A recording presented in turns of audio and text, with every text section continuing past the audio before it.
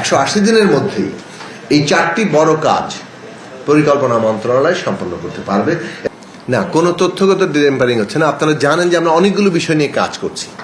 প্রথমত আমরা একটা পরিকল্পনা মন্ত্রণালয়ের ক্ষেত্রে আমরা বলি আমরা 4টা প্রধান জায়গায় কাজ করছি। একটা হচ্ছে যে আমাদের একটা স্ট্র্যাটেজিক ফ্রেমওয়ার্ক, 5 বছর ব্যাপী উন্নয়ন এবং সংস্কারের যে একটা কৌশলপত্র বলেন কিংবা কৌশলগত রূপরেখা বলেন, স্ট্র্যাটেজিক ফ্রেমওয়ার্ক তৈরি করা হয়েছে, যেটা ন্যাশনাল ইকোনমিক কাউন্সিল কিংবা এনএসসির মিটিংয়ে যেটা অনুমোদিত হয়েছে। সেই ফ্রেমওয়ার্কের আলোকে আগামী বছরের পুরো এই উন্নয়ন কর্মকাণ্ডটা হবে। তো সেটা প্রস্তুতি প্রায় সম্পন্ন। ইতিমধ্যে এটা সারাংশ মাননীয় প্রধানমন্ত্রীর কাছে প্রেরণ করা হয়েছে এবং খুব শিগগিরই তিনি তারিখ দিলে এটা আশা করি যে এটা এই বিষয়ে আমরা এটা একটা পাবলিক ডকুমেন্টে পরিণত হবে। আমরা একটা ড্যাশবোর্ড তৈরি করছি। আপনারা এটা জানেন যে আমাদের মাননীয় অর্থ এবং পরিকল্পনা মন্ত্রী এটা বারবার বাজেট বক্তৃতা সহ বিভিন্ন জায়গায় বলেছেন। এই ড্যাশবোর্ডটাও আমাদের প্রায় চূড়ান্ত পর্যায়ে আছে এবং ড্যাশবোর্ডটাও খুব শীঘ্রই এইটাকে উদ্বোধন করা হবে এবং সেই ড্যাশবোর্ডের মধ্যে প্রত্যেকটি প্রকল্পের যাতে প্রতিনিয়ত তার অগ্রগতি এবং তার মনিটরিং করা যায় সেটার একটা ব্যবস্থা রাখা হচ্ছে। নগদ নিয়ে এলো হার না মানা হার অফার। সর্বনিম্ন 10,000 টাকা রেমিটেন্স নগদে পাঠালে থাকছে স্বর্ণের হার জেতার সুযোগ। আমরা আরেকটি কাজ করছি, যেটা একটু আগে আমি বলেছি, যে প্রকল্প বাস্তবায়নের সমস্যাগুলো কি সেটা সমাধানের সুপারিশ এবং তদনুযায়ী প্রয়োজনীয় পরিবর্তন আনা। একটা বড় সমস্যার জায়গা হচ্ছে পিডি নিয়োগ। সেই পিডি নিয়োগের নীতিমালা তৈরি করা এবং পিডিদের যথাযথ প্রশিক্ষণ এবং সেই প্রশিক্ষণের জন্য প্রয়োজনীয় ইনস্টিটিউট, কোর্স মডিউল, এই কাজগুলো কিন্তু আমরা ইতিমধ্যে তৈরি করে প্রায় সম্পন্ন করে এনেছি।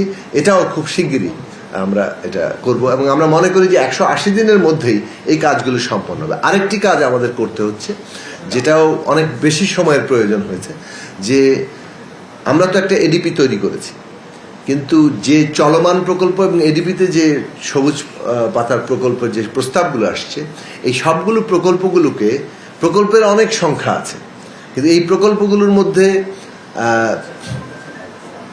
যে একটা প্রথমত ইস্তেহার এবং আমাদের যে স্ট্র্যাটেজিক ফ্রেমওয়ার্ক তার সাথে সামঞ্জস্যপূর্ণ করা, প্রকল্পগুলো ওভারল্যাপিং আছে কিনা, প্রকল্পগুলোর স্কোপ এবং এগুলো নিয়ে আমাদের পুনর্বিবেচনা করতে হচ্ছে এবং বিশেষভাবে এই 5 বছর মেয়াদী বর্তমান সরকারের যে পরিকল্পনা, সেই পরিকল্পনা অনুযায়ী যে আবার প্রকল্প প্রস্তাব, সেই প্রকল্প প্রস্তাবগুলো এর মধ্যে যুক্ত হবে। এই সব কিছু আসবে রিভাইজড এডিপিতে।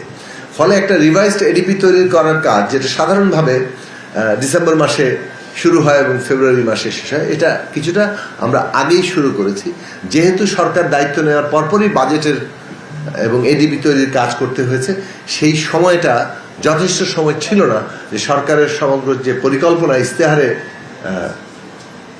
বর্ণিত আছে সেটাকে প্রকল্পে ট্রান্সলেট করার জন্য যে সময়ের প্রয়োজন, সেই সময়টা আসলে এই বাজেট প্রণয়নকালে কিংবা আমরা এডিপি গ্রহণ করার সময়টা আমরা পাইনি। এই কারণে এই কাজটি চলমান আছে এবং আমরা আশা করি 180 দিনের মধ্যেই এই 4টি বড় কাজ পরিকল্পনা মন্ত্রণালয় সম্পন্ন করতে পারবে এবং এইটার মধ্যে এই যে প্রকল্প বাস্তবায়নের যে সমস্যাগুলি, সেটার মধ্যে একটা গুরুত্বপূর্ণ কাজ হয়ে আছে, সেটা হচ্ছে অটোমেশন ডেভেলপ করা। সেটা পরিকল্পনা মন্ত্রণালয়ের 3টি প্রতিষ্ঠানে, প্ল্যানিং ডিভিশনে এবং আমাদের যে আইএমএডির অধীনে যে পাবলিক প্রকিউরমেন্ট অথরিটি আছে এবং আমাদের যে স্ট্যাটিস্টিক্স এবং ইনফরমেটিক্স ডিভিশন আছে, এই 3টাতে প্রকল্প আছে। এর বাইরেও আপনারা জানেন যে এনবিআরএ এবং অডিটর জেনারেল অফিসে অটোমেশনের কর্মকাণ্ড প্রকল্প আছে এবং একই সাথে আইসিটির অধীনে যে ন্যাশনাল আইডি কিংবা ওয়ান সিটিজেন ওয়ান নাম্বারের যে প্রকল্প আছে, তার সাথে বাংলাদেশ ব্যাংকের প্রকল্প আছে।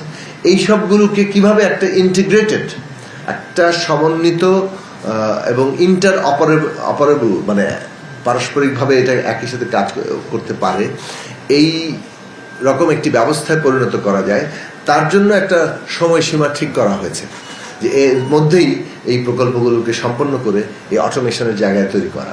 তো এতগুলো কাজকে আসলে মানে অন্ততপক্ষে শুরু করে জায়গায় নিয়ে যাওয়া, গুণগত একটা জায়গায় মানে উন্নীত করা, সেটা আসলে এই 180 দিনের মধ্যে আমরা সম্পন্ন করার টার্গেট নিয়েছি এবং সেই কাজগুলো চলছে এবং প্রায় শেষ পর্যায়ে আছে এবং আমরা খুব শিগগিরই আপনাদেরকে আরো বিস্তারিতভাবে এই বিষয়ে জানাতে পারবো।